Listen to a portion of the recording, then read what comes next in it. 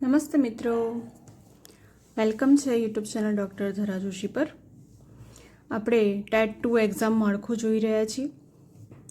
વિભાગ 1નો મેં વિડીયો આગળ બનાવેલો છે, આગળ મારા ચેનલ પર મૂકેલો છે, જેમાં ટેટ મટીરિયલમાં પ્લેલિસ્ટમાં તમે જોશો તો વિભાગ 1 કે જે બધા જ વિષયના મિત્રો માટે સમાન હોય છે એ સિલેબસ જે આગળ મેં ચેનલ પર મૂકેલો છે, તો એમાંથી તમે જોઈ શકો છો.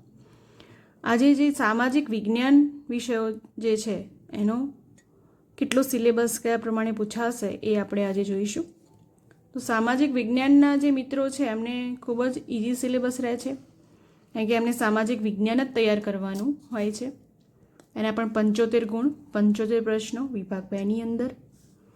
તો સામાજિક વિજ્ઞાનની અંદર ઇતિહાસ, ભૂગોળ, નાગરિક શાસ્ત્ર, અર્થશાસ્ત્ર વગેરે જેટલા સામાજિક વિજ્ઞાનની અંદર બુકની અંદર જેટલા આવે છે એ પ્રમાણે જ તૈયારી કરવાની હોય છે. એમ કે ગણિત વિજ્ઞાનમાં તો ગણિત અને વિજ્ઞાન બંને તૈયાર કરવાનું. ભાષાઓના મિત્રોને તો 4 ભાષાઓ પણ તૈયાર કરવાની. ત્યારે સામાજિક વિજ્ઞાન માટે તો સામાજિક વિજ્ઞાનના અંદર જેટલા ઇતિહાસ, ભૂગોળ, નાગરિક શાસ્ત્ર, અર્થશાસ્ત્ર આવે છે એના જ વિશે તૈયારી કરવાની રહે છે. એમાં જોઈ લઈએ આપણે તો સામાજિક વિજ્ઞાનમાં દેશ પ્રદેશની ભૂગોળ, ઇતિહાસ, દેશની આર્થિક અને સામાજિક પરિસ્થિતિ, સામાજિક મૂલ્યો જેવી બાબતોને આવરી લેવાશે. એમાં વિષય વસ્તુ એટલે કે કન્ટેન્ટ એ 50 ગુણનું, 50 પ્રશ્નો. તો સામાજિક વિજ્ઞાનમાં દેશ પ્રદેશની ભૂગોળ, ઇતિહાસની આર્થિક અને સામાજિક પરિસ્થિતિ, સામાજિક મૂલ્યો જેવી બાબતોને આવરી લેવાશે.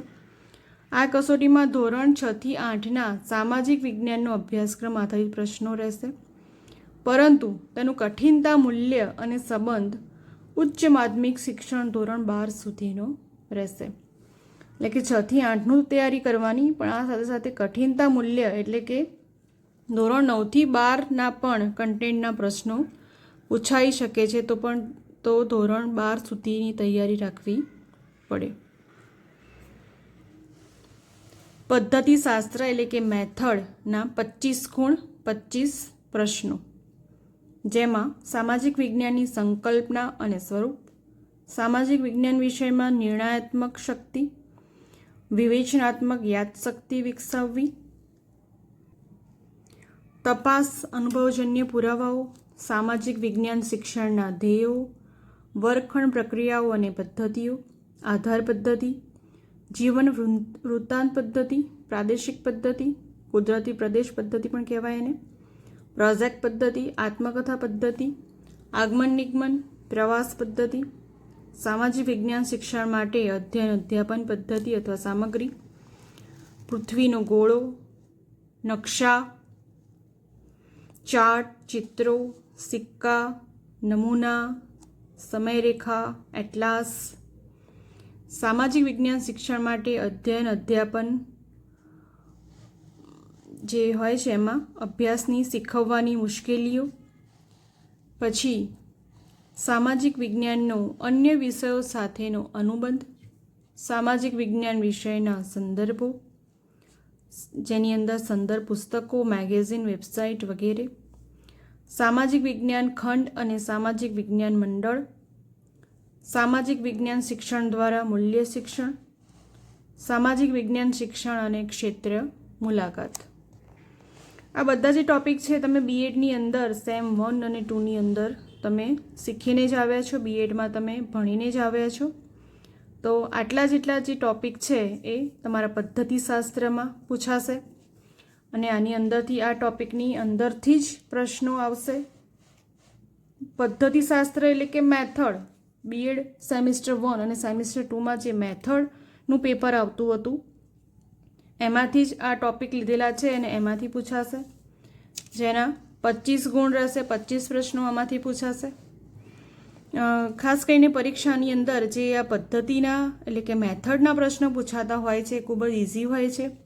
તો તમે આટલા ટૉપિક જો તૈયારી કરશો તો ખૂબ જ સારા એવા માર્ક્સ તમે મેળવી શકશો આખા પેપરની અંદર, કારણ કે 25 ગુણ છે અને આ ટૉપિક પણ નક્કી છે અને તમે ભણીને પણ આવ્યા છો, તો તમે આમાં પણ સારા એવા માર્ક્સ તમે લાવી શકો છો.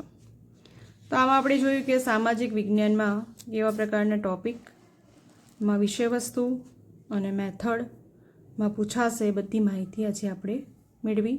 મારા આગળના વિડીયોમાં વિભાગ 1ની પણ જે સિલેબસની માહિતી આપેલી છે, આ સિવાય ચેનલની ઉપર ગણિત વિજ્ઞાન અને ભાષાના પણ જે વિભાગ 2માં કયા ટૉપિક સિલેબસ હશે એની પણ વાત કરેલી છે. તો આશા છે કે આ વિડીયો તમને ઉપયોગમાં આવશે. આ સિવાય તમને કોઈ કન્ફ્યુઝન હોય, કોઈ પ્રશ્ન હોય તો તમે કમેન્ટ બોક્સમાં કમેન્ટ કરીને તમે લખી શકો છો. તો આશા છે કે આ વિડીયો તમને ઉપયોગ જરૂરથી આવશે. તો મળીએ નેક્સ્ટ વિડીયોમાં. ત્યાં સુધી જય હિન્દ, વંદે માતરમ.